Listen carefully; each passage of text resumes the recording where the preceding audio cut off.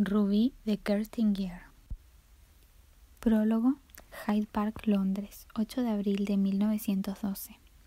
Mientras ella se dejaba caer de rodillas y se echaba a llorar, él miró en todas direcciones. Como había supuesto, a esa hora el parque estaba vacío. Faltaba mucho para que el jogging se pusiera de moda, y para los vagabundos que dormían en los bancos cubiertos solo con un periódico, hacía demasiado frío. Envolvió con cuidado el cronógrafo en el paño y lo guardó en su mochila, mientras ella permanecía acurrucada junto a uno de los árboles de la orilla norte del Serpentine Lake, sobre una alfombra de flores marchitas. Sus hombros se sacudían convulsivamente y sus sollozos sonaban como los quejidos desesperados de un animal herido. Él no soportaba verla así, pero sabía por experiencia que era mejor dejarla en paz, de modo que se sentó a su lado en la hierba húmeda por el rocío, miró hacia la superficie lisa como un espejo del lago y esperó. Esperó a que el dolor, que probablemente nunca la abandonaría del todo, se aplacara un poco. Aunque en realidad sentía lo mismo que ella, trató de dominarse. No quería que encima tuviera que preocuparse por él. ¿Ya se han inventado los pañuelos de papel?, preguntó finalmente, tratando de contener el llanto y volviendo hacia él la cara mojada por las lágrimas. Ni idea, pero puedo ofrecerte un pañuelo de época de tela con monograma. GM, ¿no se lo habrás robado a Grace? Me lo dio por iniciativa propia. Puedes sonarte tranquilamente, princesa. Ella esbozó una sonrisa mientras le devolvía el pañuelo. Te lo he dejado hecho un asco, lo siento. Da igual, en esta época los cuelgan a secar al sol y los utilizan otra vez, explicó él. Lo importante es que has dejado de llorar. Enseguida las lágrimas volvieron a asomar a sus ojos. No tendríamos que haberla dejado en la estacada. Nos necesita. No sabemos si nuestro truco funcionará y nunca podremos saber si ha dado resultado. Al oír sus palabras, sintió una punzada de dolor. Muertos, le hubiéramos servido aún menos, repuso. Si hubiéramos podido escondernos con ella en algún sitio, en el extranjero, bajo nombres falsos, solo hasta que fuera lo bastante mayor, él la interrumpió, sacudiendo enérgicamente la cabeza. Nos hubieran encontrado, donde quiera que hubiésemos ido. Ya lo hemos discutido 1000 veces. No la hemos dejado en la estacada. Hemos hecho lo único que podíamos hacer, darle la posibilidad de vivir una vida segura, al menos durante los próximos 16 años. Ella calló un momento. A lo lejos se oía relinchar un caballo, y aunque ya era casi de noche, llegaban voces del West Carriage Drive. Sé que tienes razón, admitió finalmente, pero duele tanto saber que nunca volveremos a verla. Se pasó la mano por los ojos llorosos. En fin, al menos no nos aburriremos. Tarde o temprano también nos localizarán en esta época y nos echarán encima los vigilantes. Él no renunciará al cronógrafo ni a sus planes sin luchar. La emoción de la aventura brillaba en sus ojos, y él sonrió aliviado al comprender que la crisis había pasado. Tal vez hayamos sido más listos que él, dijo. O al final el otro no funcione, entonces quedaría bloqueado. Sí, eso estaría muy bien, pero si no sucede así, nosotros somos los únicos que podemos interponernos en sus planes. Precisamente por eso hemos hecho lo correcto, repuso él, levantándose y sacudiéndose la suciedad de los vaqueros. Y ahora ven, esta hierba está empapada y tú aún tienes que cuidarte. Dejó que tirara de ella hacia arriba y la besara. ¿Qué hacemos ahora? ¿Buscar un escondite para el cronógrafo? Indecisa, miró al otro lado del puente que separaba Hyde Park de Kensington Gardens. Sí, pero antes saquearemos los depósitos de los vigilantes y nos proveeremos de dinero. Luego podemos coger el tren a Southampton. El miércoles el Titanic zarpa de allí para su viaje inaugural. ¿Es esta tu idea de cuidarse?, dijo ella riendo. No importa, estoy contigo. Él se alegró tanto de verla sonreír de nuevo que inmediatamente volvió a besarla. De hecho, estaba pensando, ya sabes que los capitanes de barco tienen autorización para celebrar matrimonios en alta mar, ¿verdad, princesa? ¿Quieres casarte conmigo? ¿En el Titanic? ¿Estás loco? Sería muy romántico. Bueno, hasta que llegue lo del iceberg. Apoyó la cabeza en su pecho y hundió la cara en su chaqueta. «Te quiero tanto», murmuró. «¿Quieres convertirte en mi mujer?» «Sí», respondió ella, con la cabeza enterrada en su pecho. «Pero solo si bajamos en Queenstown como muy tarde». «¿Lista para la siguiente aventura, princesa?» «Estoy lista si tú lo estás», dijo ella en voz baja. Los viajes incontrolados en el tiempo se anuncian, por regla general, unos minutos o a veces también horas o incluso días antes, por una sensación de vértigo en la cabeza, en el estómago y o en las piernas. Muchos portadores del gen han informado también de la aparición de dolores de cabeza de tipo migrañoso. El primer salto en el tiempo, llamado salto de iniciación, se produce entre los 16 y los 17 años del portador del gen. De las Crónicas de los Vigilantes, volumen 2, Leyes Generales. Capítulo 1. La primera vez que noté un mareo fue el lunes por la mañana en la cafetería de la escuela. Durante un instante, tuve una sensación en el estómago como si estuviera en una montaña rusa bajando a toda velocidad desde el punto más alto. Duró solo 2 segundos, pero fue suficiente para que me volcara un plato de puré de patatas con salsa sobre el uniforme. Los cubiertos rebotaron tintineando contra el suelo, aunque conseguí sujetar el plato a tiempo. «De todas maneras, este menjunje sabe como si lo hubieran recogido del suelo», me dijo mi amiga Leslie, mientras yo limpiaba como podía la porquería. Naturalmente, todo el mundo me miraba. «Si quieres, puedes embadurnarme la blusa con mi ración». «No, gracias». Aunque casualmente la blusa del uniforme del Saint Lennox tenía el mismo color que el puré de patatas, la mancha llamaba desagradablemente la atención, de modo que me abroché la chaqueta azul marino para taparla. «Vaya, la pequeña Gwenny ya está jugando otra vez con la comida», exclamó Cynthia Dale. «Sobre todo, ni se te ocurra sentarte a mi lado, babosa apestosa». «No te preocupes, Cyn, es lo último que haría». Por desgracia, mis pequeños accidentes con la comida en la escuela se repetían con bastante frecuencia. Hacía solo una semana, una gelatina de frutas verde me había saltado del molde de aluminio y había aterrizado 2 metros más allá, en los espaguetis a la carbonara de un alumno de quinto. La semana anterior se me había volcado el zumo de cerezas y había salpicado a todos mis compañeros de mesa, que parecía que hubieran cogido el sarampión, por no hablar de las veces en que había metido la estúpida corbata del uniforme en la salsa, el zumo o la leche. Aunque anteriormente nunca había sentido vértigos, pensé que probablemente eran imaginaciones mías. Lo que ocurría era que desde hacía un tiempo en casa solo se hablaba de mareos, aunque no de los míos, sino de los de mi siempre encantadora y perfecta prima Charlotte, que se estaba tomando a cucharadas su puré de patatas sentada junto a Cynthia. Toda la familia esperaba a que Charlotte empezara a sentir vértigos. Había días en que Lady Arista, mi abuela, le preguntaba cada 10 minutos si notaba algo raro. Y mi tía Glenda, la madre de Charlotte, aprovechaba los intervalos para repetir exactamente la misma pregunta. Y cada vez que Charlotte negaba con la cabeza, Lady Arista apretaba los labios y la tía Glenda suspiraba, aunque también podía ser a la inversa. Los demás, mamá, mi hermana Caroline, mi hermano Nick, mi tía abuela Maddie y yo poníamos los ojos en blanco. Naturalmente, era excitante tener a alguien en la familia con el gen de los viajes en el tiempo, pero con los años todo ese asunto había ido perdiendo interés y estábamos hasta la coronilla del teatro que se montaba en torno a Charlotte. La propia Charlotte acostumbraba a ocultar sus sentimientos tras una misteriosa sonrisa de Mona Lisa. Yo en su lugar tampoco hubiera sabido si debía alegrarme o enojarme por la ausencia de vértigos. Bueno, para ser sinceros, supongo que me habría alegrado. Yo era más bien del género asustadizo. Me gustaba la calma. «Tarde o temprano llegará», decía Lady Arista todos los días, y tenemos que estar preparados para cuando eso ocurra. De hecho, después de la comida, en la clase de historia de Mr. Whitman, efectivamente ocurrió. Yo me había levantado con hambre de la mesa.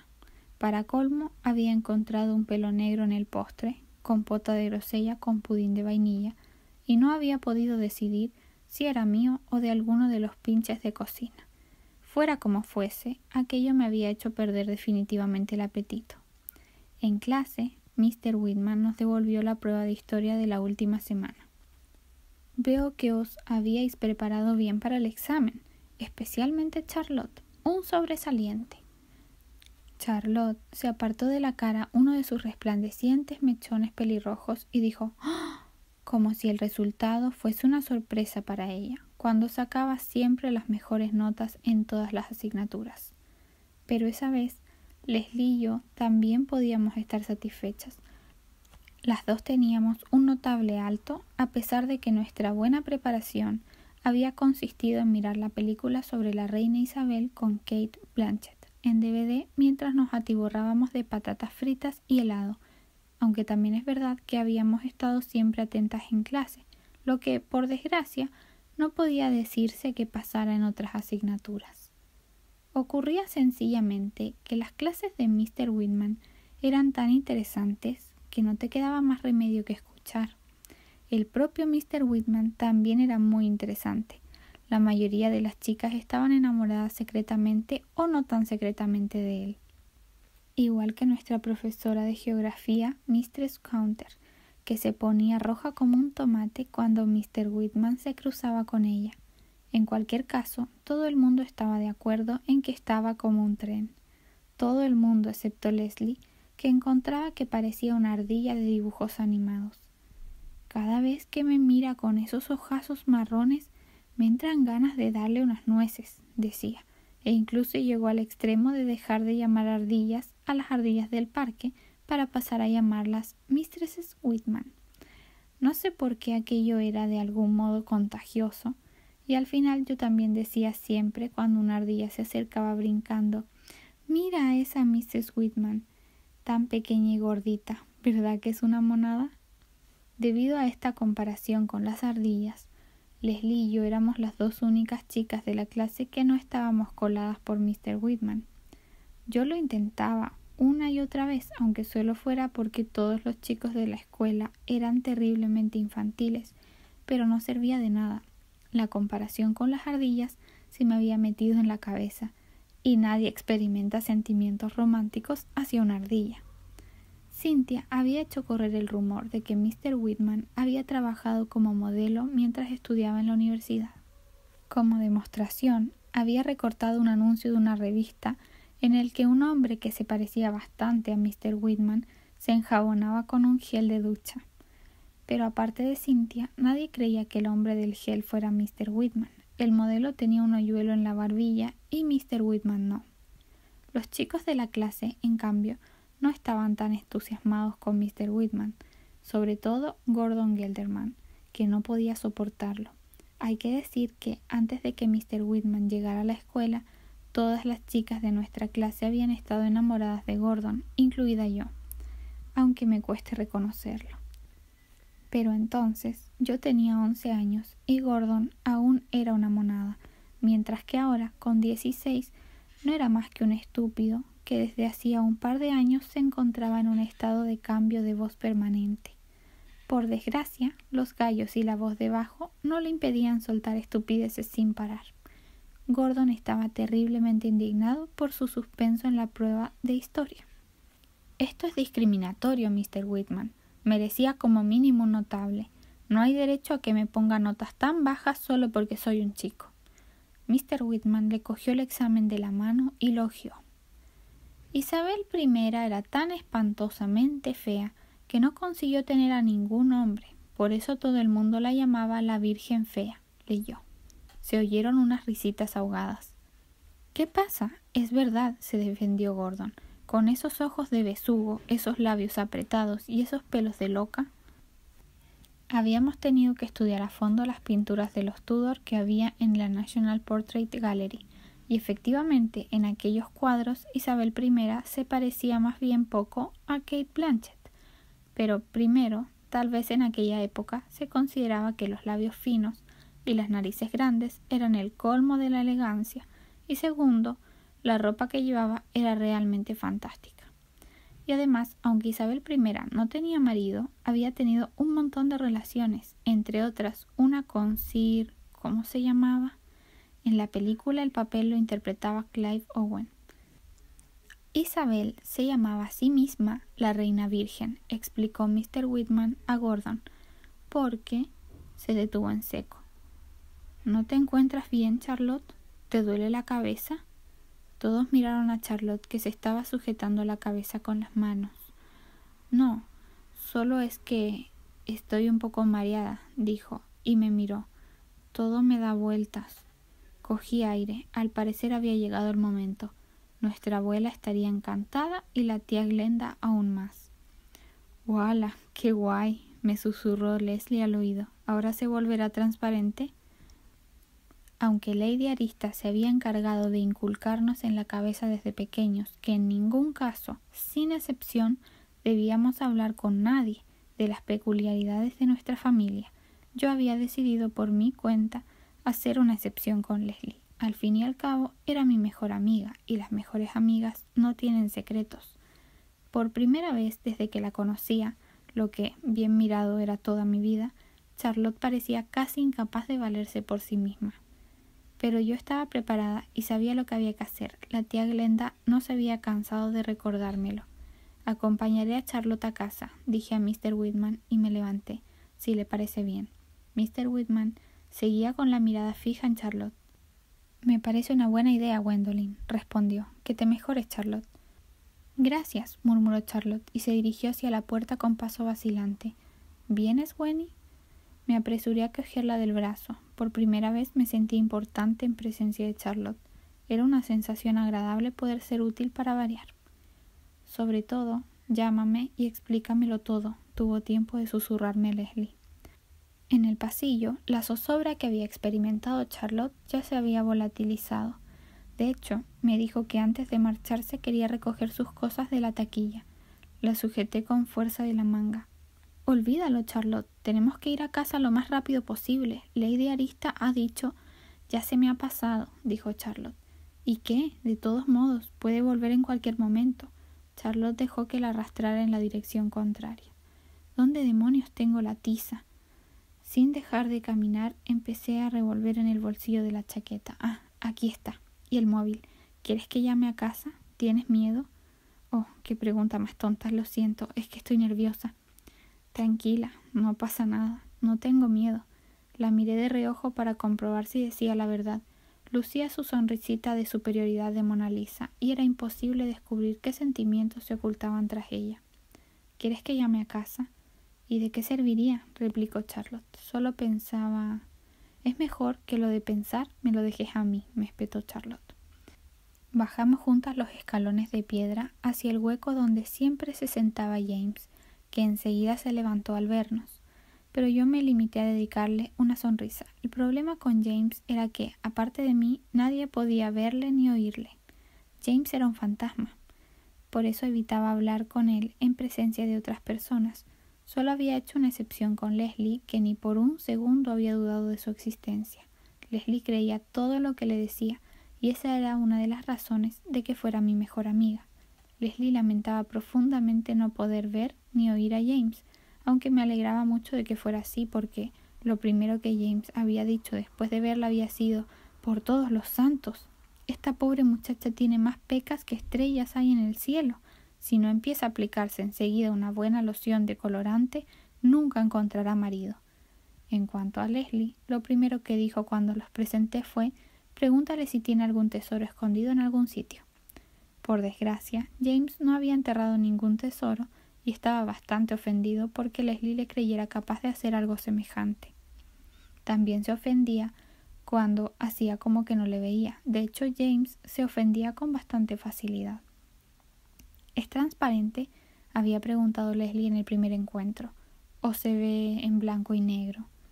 No, en realidad James tenía un aspecto totalmente normal, con excepción de la ropa, claro. ¿Puedes pasar a través de él? No lo sé, no lo he intentado nunca. ¿Y por qué no lo intentas ahora?, había propuesto Leslie. Pero James no estaba dispuesto a permitir que pasara a través de él. ¿Qué significa eso de fantasma? Un servidor. James August Peregrine Pimplebottom, heredero del 14º conde de Hartsdale, no va a permitir que nadie lo ofenda, y menos unas niñas, me dijo. Como muchos fantasmas, sencillamente no quería reconocer que ya no era una persona. Por más que quisiera, James no podía recordar que hubiera muerto, aunque ya hacía 5 años que nos conocíamos. Desde mi primer día de clase en la St. Leon's High School, parecía que para él solo hubieran pasado unos días desde que jugaba las cartas con sus amigos en el club y charlaba sobre caballos, falsos lunares y pelucas. Él llevaba ambas cosas, lunar y peluca, y aunque actualmente pueda sonar raro, no le quedaban tan mal. James hacía caso omiso deliberadamente del hecho de que desde que nos habíamos conocido había crecido 20 centímetros, había incorporado a mi aspecto un corrector dental y unos pechos prominentes, y me había librado luego del corrector, igual que hacía caso omiso de que el palacio de su padre en la ciudad hacía tiempo que se había convertido en una escuela privada con agua corriente, luz eléctrica y calefacción central. Lo único de lo que parecía percatarse de vez en cuando era de la longitud de las faldas de nuestro uniforme escolar. Al parecer, la visión de unas pantorrillas y unos tobillos femeninos era extremadamente infrecuente en su época. No es muy cortés por parte de una dama no saludar a un caballero de buena posición, Miss Gwendolyn, protestó entonces de nuevo, molesto porque no le había prestado ninguna atención. Perdón, tenemos prisa, dije. Si puedo serles útil en algo, naturalmente me tienen a su disposición, replicó él colocándose bien los puños de encaje. No, muchas gracias, solo tenemos que llegar a casa cuanto antes. No sé en qué podía sernos útil James, si ni siquiera era capaz de abrir una puerta. Charlotte no se encuentra bien. Oh, no sabe cómo lo lamento, dijo James, que tenía debilidad por Charlotte, a la que, en contraposición con la pecosa sin modales, como acostumbraba llamar a Leslie, encontraba extraordinariamente encantadora y gentil. También ese día soltó algunos cumplidos galantes.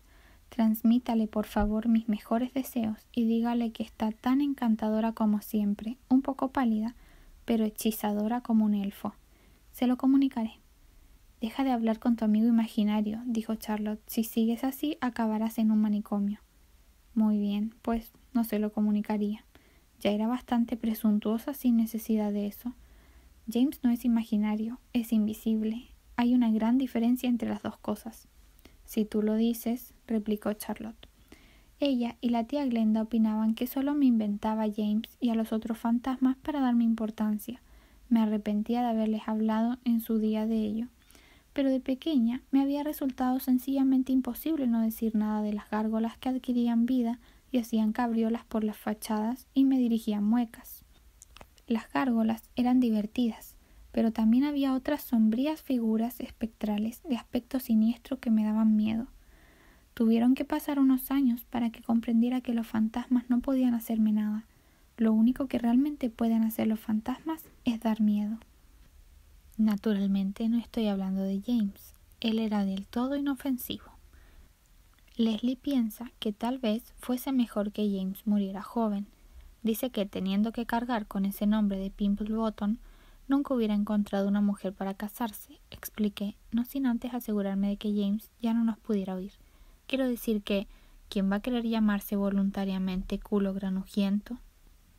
Charlotte puso los ojos en blanco. De todas maneras, no tiene mal aspecto, proseguí, y además, según él, está podrido de dinero. Aunque esta costumbre que tiene de ponerse continuamente un pañuelo de encaje perfumado bajo la nariz no resulta muy varonil. Qué lástima que nadie aparte de ti pueda admirarlo, señaló Charlotte. La verdad es que yo opinaba lo mismo. Y qué estúpido por tu parte que hables de tus rarezas fuera del círculo familiar, añadió. Era una más de las típicas indirectas de Charlotte. El comentario estaba destinado a herirme, y efectivamente lo consiguió. Yo no soy rara. Claro que lo eres. ¿Y lo dice la que tiene el gen? Yo no lo voy soltando por ahí, repuso Charlotte. En cambio, tú eres como la tía abuela Maddie, la locuela, que habla de sus visiones hasta con el lechero. Eres cruel. Y tú una ingenua. Discutiendo, atravesamos el vestíbulo, pasamos ante la diminuta cabina de cristal del conserje y salimos al patio de la escuela. Hacía viento y parecía que iba a empezar a llover en cualquier momento. Me arrepentí de no haber cogido nuestras cosas de las taquillas. Un abrigo no hubiera estado de más con este tiempo. Siento haberte comparado con la tía abuela Maddie, se excusó Charlotte un poco cortada.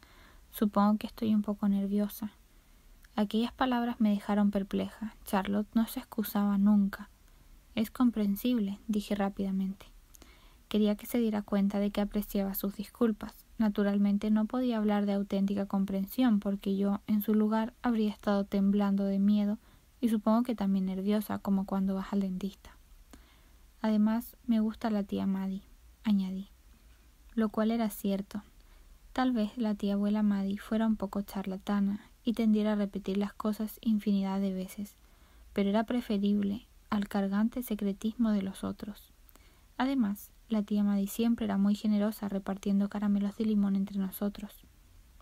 Naturalmente, a Charlotte le traían sin cuidado los caramelos. Cruzamos la calle y seguimos caminando a buen paso por la acera. No me mires de reojo, me advirtió Charlotte. Cuando desaparezca ya te darás cuenta. Entonces podrás dibujar tu tonto círculo de tiza y correr a casa, pero por hoy no pasará nada. Eso no puedes saberlo. ¿No te intriga saber dónde aterrizarás? Quiero decir, ¿cuándo aterrizarás? Claro, repuso Charlotte. Espero que no sea en medio del gran incendio de 1664.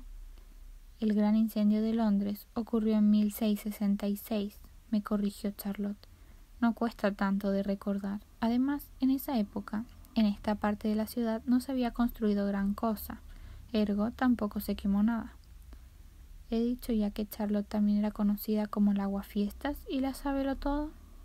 Pero no me rendí. Tal vez fuera un poco feo por mi parte, pero quería borrar aquella estúpida sonrisa de su cara, aunque solo fuera por unos segundos. Estos uniformes deben de arder como la yesca, insistí. Cuando llegue el momento sabré lo que tengo que hacer, replicó Charlotte escuetamente sin abandonar su sonrisa. No podía por menos que admirarla por su serenidad. A mí, la idea de aterrizar de repente en el pasado solo me inspiraba terror. Fuera en la época que fuese, siempre pasaban cosas terribles. Continuamente había guerras, viruelas y plagas de peste, y una palabra equivocada podía hacer que te quemaran por bruja.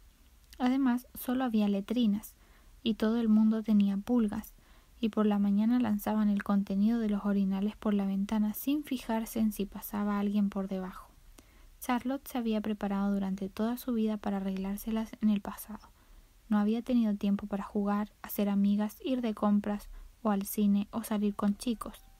En lugar de eso, había recibido clases de baile, esgrima y equitación, de lenguas y de historia. Además, desde el año anterior salía cada miércoles por la tarde con Lady Arista y la tía Glenda y no volvía hasta que se hacía de noche. Lo llamaban clase de misterios, pero nadie quería decirnos de qué clase de misterios se trataba, y Charlotte menos que nadie. Probablemente la primera frase que mi prima había aprendido a pronunciar de corrido había sido «es un secreto», y la siguiente «eso no es cosa vuestra». Leslie decía siempre que nuestra familia debía de tener más secretos que los servicios secretos y el MI6 juntos, y es muy posible que tuviera razón. Normalmente, para volver a la escuela cogíamos el autobús, el número 8, parada en Beckerley Square, que no quedaba muy lejos de casa. Pero ese día recorrimos las 4 paradas a pie, tal como había ordenado la tía Glenda. Durante todo el camino llevé la tiza en la mano, pero Charlotte permaneció a mi lado. Mientras subíamos los escalones de la puerta de entrada casi me sentí decepcionada. Mi participación en la historia acababa ahí. A partir de ese momento mi abuela se haría cargo del asunto. Tiré a Charlotte de la manga. «Mira, el hombre de negro está ahí otra vez». «Bueno, ¿y qué?» Charlotte ni siquiera se molestó en mirar.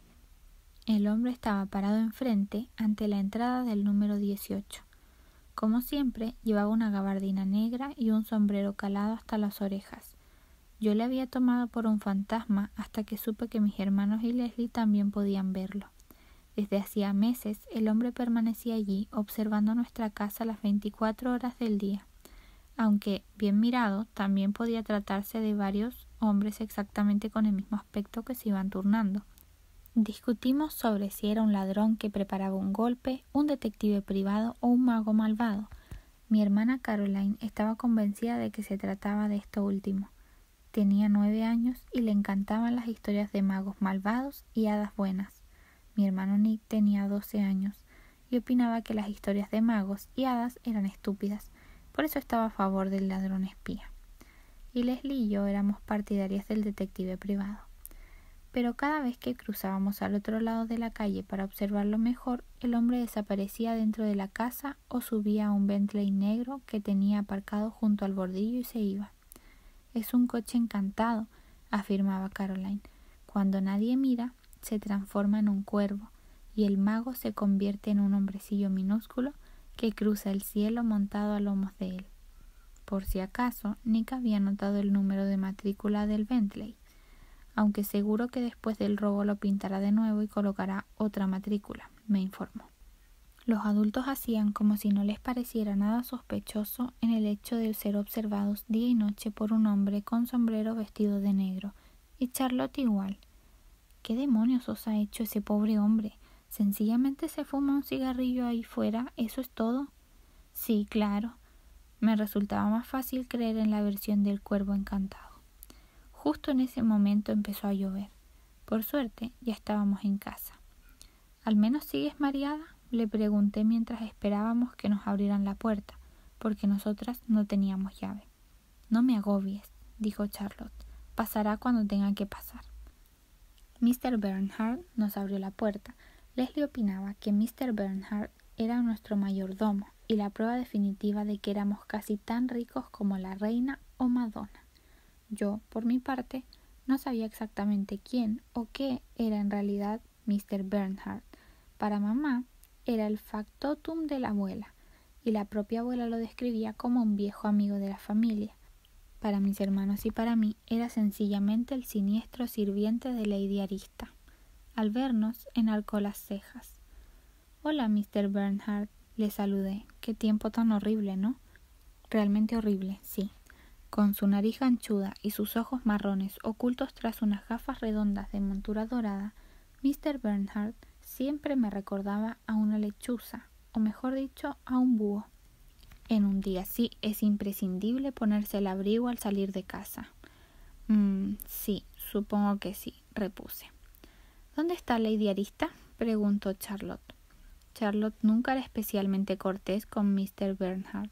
Tal vez porque, al contrario que a mis hermanos y a mí, tampoco de niña le había inspirado respeto.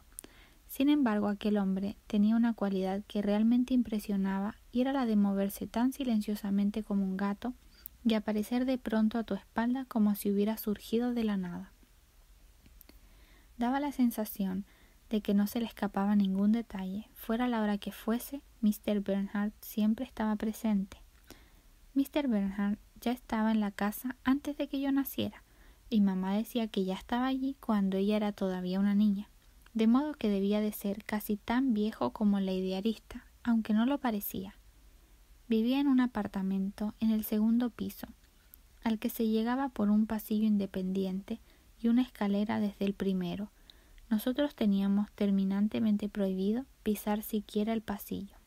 Mi hermano afirmaba que Mr. Bernhardt había instalado allí puertas trampa y cosas parecidas para mantener a distancia a los visitantes no deseados, pero no podía demostrarlo. Ninguno de nosotros se había atrevido nunca a entrar en ese pasillo. Mr. Bernhardt necesita tener privacidad, decía a menudo Lady Arista. Claro, claro, replicaba mamá. Supongo que viviendo aquí la necesitamos todos. Pero lo decía tan bajo que Lady Arista no podía oírla. Su abuela está en la sala de música, informó Mr. Bernhardt a Charlotte. Gracias. Charlotte nos dejó plantados en la entrada y corrió escaleras arriba. La sala de música estaba en el primer piso, y nadie sabía por qué se llamaba así, porque ni siquiera había un piano. La sala era la habitación preferida de Lady Arista y de la tía abuela Maddie, y el aire olía a perfume de violetas y al humo de los cigarrillos de Lady Arista. Como se ventilaba muy de vez en cuando, si te quedabas un rato, al final tenías la sensación de que se te nublaba la vista. Antes de que Mr. Bernhardt cerrara la puerta, tuve tiempo de echar un vistazo al otro lado de la calle. El hombre del sombrero seguía allí. ¿Eran imaginaciones mías o acababa de levantar la mano como si estuviera haciendo señas a alguien? ¿A Mr. Bernhardt, quizá? ¿O era a mí a quien saludaba? La puerta se cerró y no pensé más en ello, porque de repente volvió a aparecer la sensación de montaña rusa en el estómago. Todo se difuminó ante mis ojos, se me doblaron las rodillas y tuve que apoyarme en la pared para no caerme. Un instante después había pasado. Mi corazón latía desbocado. Algo me ocurría, teniendo en cuenta que no estaba en ninguna montaña rusa. No era normal que hubiera tenido vértigos 2 veces en 2 horas, a no ser que... seguramente estaba creciendo demasiado rápido o tenía un tumor cerebral, o tal vez era solo hambre. Sí, debía de ser eso. Desde el desayuno no había comido nada, porque la comida de la escuela había aterrizado en mi blusa. Respiré aliviada. Entonces me di cuenta de que Mr. Bernhardt me observaba con sus ojos de lechuza. «Cuidado», dijo con un considerable retraso. Sentí que me sonrojaba. «Bueno, me voy a hacer los deberes», murmuré. Mr. Bernhardt asintió con cara de indiferencia, pero mientras subía las escaleras pude sentir su mirada clavada en mi espalda. De los Anales de los Vigilantes, 10 de octubre de 1994. De vuelta de Durham, donde he visitado a la hija menor de Lord Montrose, Grace Shepherd, que de forma inesperada dio a luz anteayer a su hija, todos nos alegramos del nacimiento de Gwendolyn Sophie Elizabeth Shepherd. 2.460 gramos, 52 centímetros. La madre y la niña se encuentran bien. Nuestras más sinceras felicitaciones al gran maestre por el nacimiento de su quinto nieto. Informe Thomas George, Círculo Interior.